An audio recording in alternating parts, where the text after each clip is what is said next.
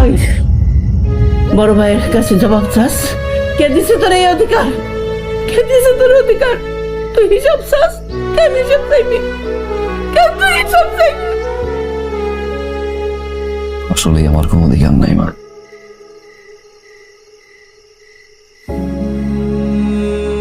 আমার আবার কিসের অধিকার? বিদেশ থাকি গালার মতো খাটি মা। 5 বছরে যা কামাইছি সব পাঠাইছি, 18 ঘন্টা করে কাজ করি। যতবার জিগাইতা কি খাইছি, এটা গরুর মাংস, উটের মাংস, মুরগির মাংস। কিসের গরু কিসের উট মা? কোন মতে ডিমবাজি করে ভাত খাইতাম, একদিন আগের বাসি খাবার খাইতাম, ভালো মতো জামা কাপড় কবে কিনছে তো ভুলে গেছি মা। বাইরে 1 টাকা খরচ করতে পারতাম না। 1 টাকা খরচ করতে গেলে মনে হইতো আমার মায়ে কেমন আছে,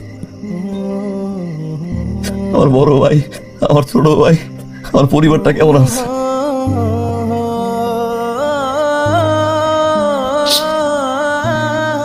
বিদেশে যারা থাকে মা, 1 টাকা খরচ করতে ভয় পায়। বাড়তি 1 টাকা খরচ করতে গেলেই পরিবারের চেহারা ভাইসে ওঠে মা। টাকা খরচ করতে পারি না মা। বারবার মনে হয়তো একটু দেশে যাই না, একটু মার ধরে থাকি না, একটু বন্ধু গলা, একটু নামাজ চলে মরতাম, শরীর ব্যথায় মরতাম মা। 7 জনের মাঝখানে একটা রুমে ঘুমাইতাম মা।